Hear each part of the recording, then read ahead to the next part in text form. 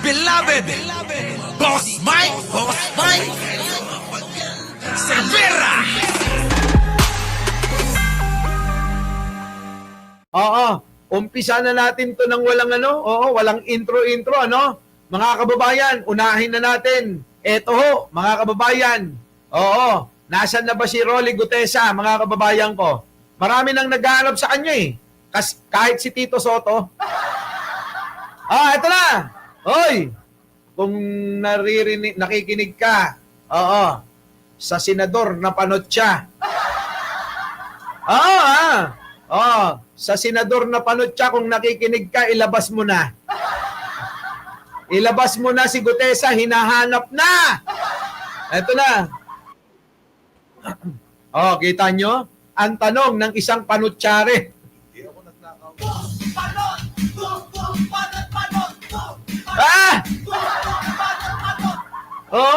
Ito panot din to eh. Eto na. Lalo, labanan talaga ng panot, mga kababayan ko, ha? Eto na, mga kababayan, ha? Eto na, mga kababayan. Pakinggan natin. Kaya, Senator Panotcha, baka naman, ha? Eto na. Asa si Gutesa ngayon? Nasaan? Yun ang hindi namin maalaman. Talagang hilong-hilo ang DOJ doon kasi... Kita nyo, mga kababayan ko, hilong-hilo ang DOJ, ibig sabihin, hindi na inabot ni Boyeng Remulla, no? Ngayon, mga kababayan ko, nasaan na nga ba? Hindi nyo ba natanong yung sarili nyo kung nasaan na si Gutesa? Kasi yung mga Elias Adventure. Ito na, mga kababayan ko. May sumasagot na. Marites Musni. Elias Adventure, sagot ko na, birthday relo mo. Nako! Yan na! Boss Mike, give mo yung isa ko, relo. Nako! Ayan, ha? Ibibigay ko raw sa'yo. PM mo na ako. Magpasalamat ka na kay Marites Musni. Magpasalamat ka na. Dahil ito, namamakyaw to. Marites Musni, di ba may order ka pang 4, di ba? 4 yun, di ba? 4. Ngayon, ayan. Magpasalamat ka, Elias Adventure. PM mo ko, ha? Sabihin mo, ikaw si Elias.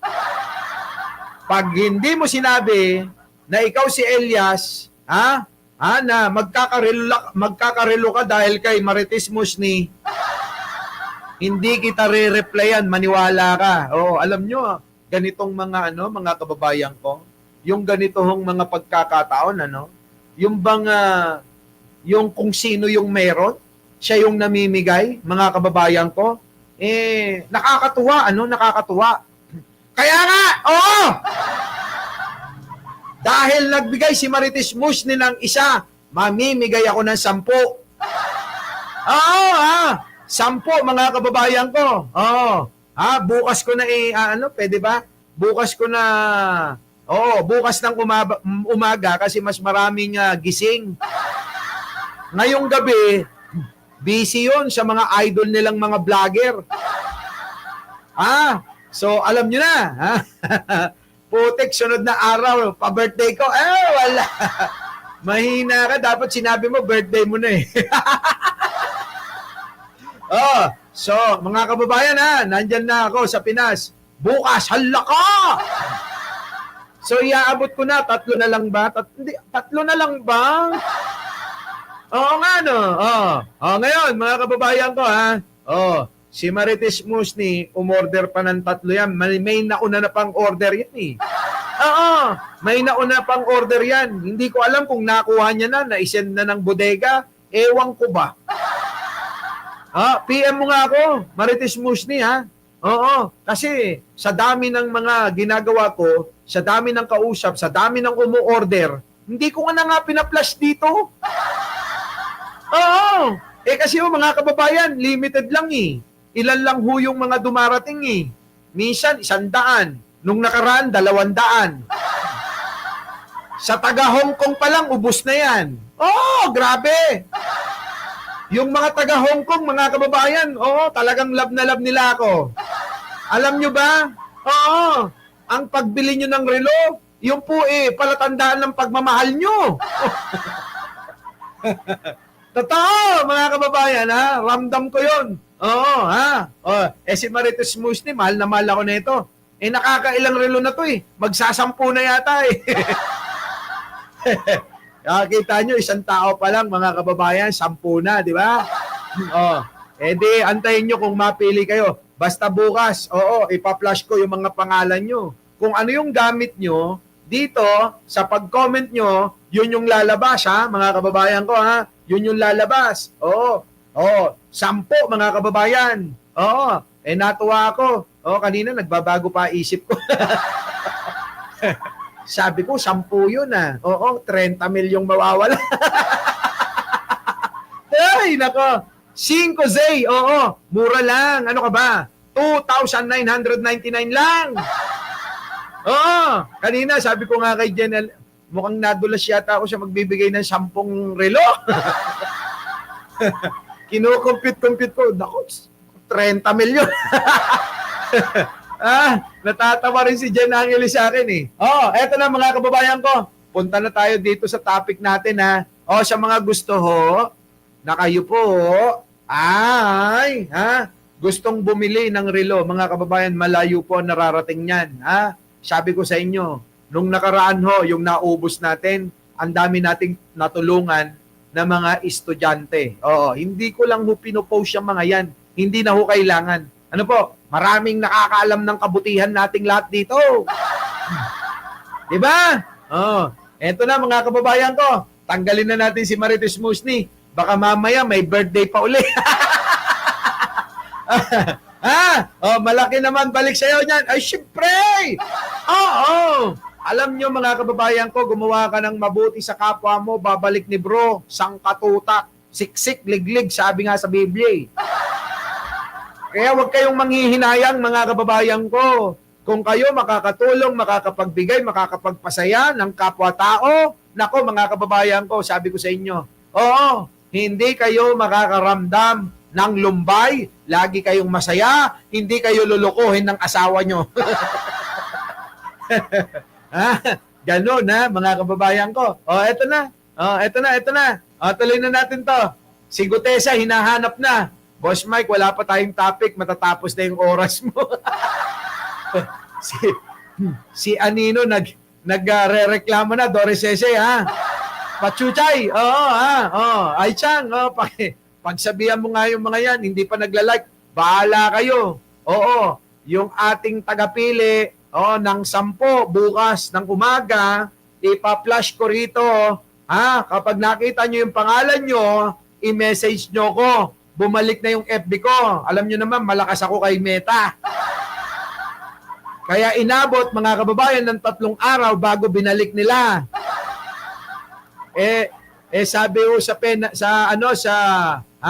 sabi ho sa penalty, 180 days, hindi mo magagamit ang Facebook mo. Sabi, mga kababayan ko, biruin nyo, sabay-sabay ba namang i-report ng mga DDS? Siguro. Naiinis. Manny Rosario, kanina pa ako naka-live, kaninang umaga pa to. Ito na. Mga kababayan ko, tuloy na natin to. Pwede ba? Seryoso na tayo? Seryoso na, ha? Seryoso na po tayo sa ating tatalakay, mga kababayan, pero nasisilaw na ako. Nasisilaw na ako. Wait lang. Ito na. Mga kababayan ko, pass out! Nasa si Gutesa ngayon. Yun ang hindi namin maalaman. Talagang hilong-hilo ang DOJ doon. Kasi pagkatapos nung nag-testify sa Senate, magdadala ako sa Hong Kong ni Nitas Vlog. Huwag kang mag-alala. Actually, napakarami ng mga pinadala dyan pwede ba? Mamaya na kayo magtanong, ha? Huwag na ngayon, ha? Tutuloy-tuloy ko na itong topic natin. Wala pa tayo natatopic. Ilan ba itong topic natin? 1, 2, 3, 4, 5, 6, 7, 8. Siyam! Grabe, ang dami. Anong oras tayo matatapos niyan? Basta shoutout po sa inyong lahat. Ano po? Eto na. Gutesa, nasan ka na? Nasa si Gutesa ngayon. yun ang hindi namin maalaman. Talagang hilong-hilo ang DOJ doon. Kasi pagkatapos nung nag-testify sa Senate, sabi niya sa affidavit niya, he's fearing for his security. Kaya nga. Kaya, di ba, kaya siya lumapit. Di ba? Kaya nga, mga kababayan, di po ba? Ngayon, mga kababayan ko, eto yan. Nung pong biglang lumabas itong Gutesa, na akala mo kabuti, no? Na biglang sumingaw, nadala-dala naman, mga kababayan, nung isang senador na nagngangalang Rodante Marcoleta. Oo, parang kabuti, kulang na lang tumubo sa bumbunan niya si Gutesa. Di ba ganon? Tapos mga kababayan, kung ano-ano sinasabi. Eto nga yun. Mali yung diskarte. Bakit ho kanyo? Kasi yung mga kababayan ko, yung pong ginawa nila, lalong nakasama Para bang napabuti pa si Martin di po ba? Ako ito tandaan nyo, surot Tandaan nyo mga kababayan ko yung style na ganyan, pag-iisipan ng taong bayan na gawa-gawa nyo lang. Huwag nyong gawin yan. Pwede ba? Panutya? Di ba? Attorney Empoy, Maya and Ellie, di ba Jewel, Nelson Tulen? Syempre mga kababayan, Mergen de Vera nasisira yung diskarte. Ngayon, eto mga kababayan ko, lumitaw isang beses. Di ba? Nung una humihingi ng tulong sa DOJ at kay Pangulong Bongbong Marcos. Nais paprotektahan yung kanyang sarili kasama pamilya niya kasi may banta raw. Ang nakakapagtaka, nung pong matatapos na, yung pong pagtatanong ni Panutya, mga kababayan, biglang nagsabi si Panutya na hindi ko na ako kailangan ng proteksyon. Kaya ko yung sarili ko, Oo, di ba sumingit pa nga si Bato? Ano sabi ni Bato, mga kababayan ko? Yan, Marines! Mayay! Yan ang Marines! Ganon Gumaganong-ganon si Calvo. Marcoleta, may tanong lang ako sa iyo Huwag kang magtatampo. Huwag kang magagalit, huwag kang magtatampo Tanong ko lang sa iyo. Bakit di mo gayahin yung ulo ni Bato? Para naman may kasama, Di ba? Kasi ang pangit naman ang pangit tignan, nag-iisa lang yung kalbo. Parang pag tinignan mo, parang nag-iisang itlog lang yung daladala nyo. Pwede ba? Pwede ba? Pwede ba gayahin mo na lang siya? Para pantay, di ba? Kapag ka nakita kayo, magtabi kayo, parang betlog kayong dalawa. Di ba, Ang sagwa Mas maganda talaga. May kasama si Batong ganun ang ulo Total naman, magkasing laki ng ulo silang dalawa, di ba? Ganun na, gawin mo! Okay lang yan, ano ka ba? Si Bato nga, natanggap nila. Matatanggap ka rin ng mga tao, lalo na mga DDS, Eto na, mga kababayan, puro tayo kalokohan, Eto na, mag-like na kayo. Ano siya sabi mo, Leonora Brad? Di ano na, kaya itsura ni Marcoleta ba siya? Mukha na silang itlog dalawa. Di ba? Alam nyo na. Siyempre, kung mukhang itlog na yung dalawa mga kababayan, di laging nakadikit si Jinggoy, di ba?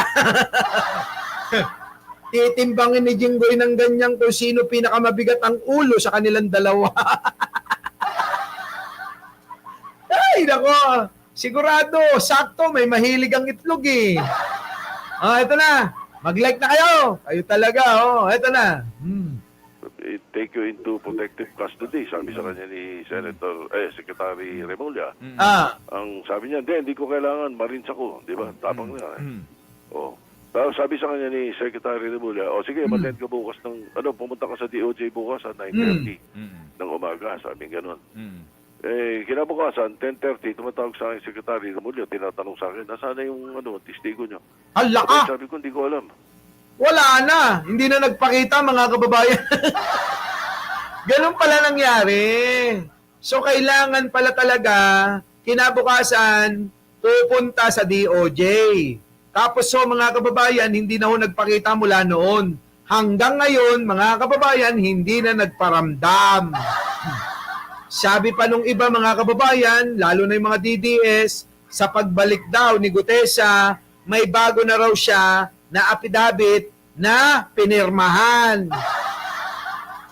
Yung pala mga kababayan, yung sinasabi na bagong affidavit na pinirmahan ni Gutesa, ayun mga kababayan, baka ho, yun oo, kontrata para ho, mawala na siya. Grabe, ginawa ng bopis. Ewan ko, baka giniling nga Lang yan, ano? Bigla na hong nawala. O, tuloy. Wala namang, hindi namin hawak yun. Sabi ko, ano yun Baga sa sariling walk-in yun Hindi. Hawak ni, ano yun? Ni Panutsa. Di ba? Hawak ni Panutsa yun, mga kababayan ko. Siya yung naglabas niyan Tapos mga kababayan, kasabwat niya pa yung katukayo ko, si Mike Defensor. Di ba? Ano na nangyari? Hindi na sumipot At hindi na mahagilap.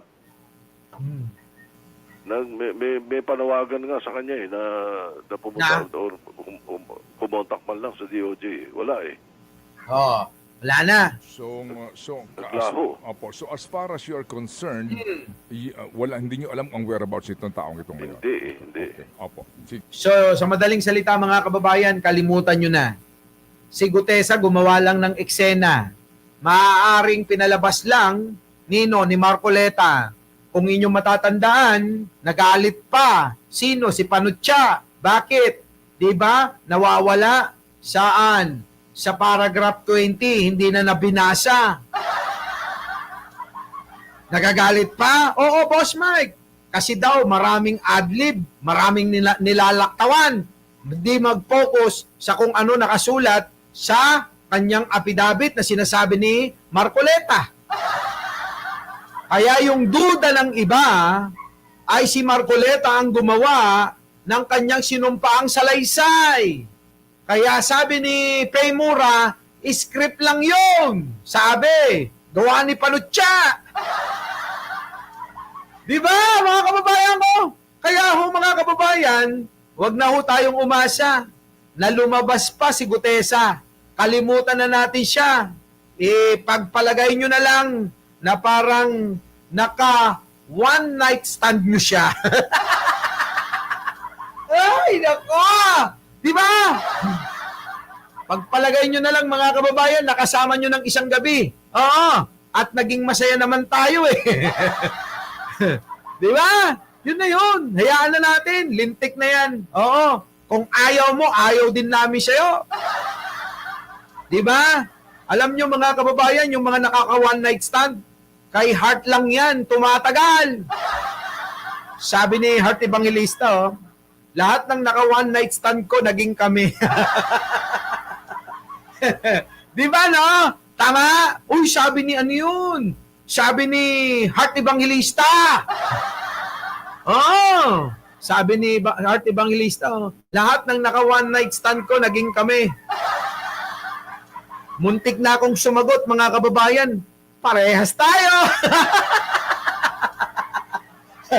Grabe to talaga si Heart Evangelista no? Dinaig pa yung asawa. Dinaig pa mga kababayan si Chis Escudero, na mukhang nanganganib, mukhang dinidiin dinidiin mga kababayan ni Martin Romualdez di ba? Nanganganib ka, Chis. Nako, delikado ka. Mukhang dinidiin ka ni Chis Escudero. Ay, ni Martin Romualdez. Oo. Oy, Chis. Ulitin ko lang yung sinabi ko.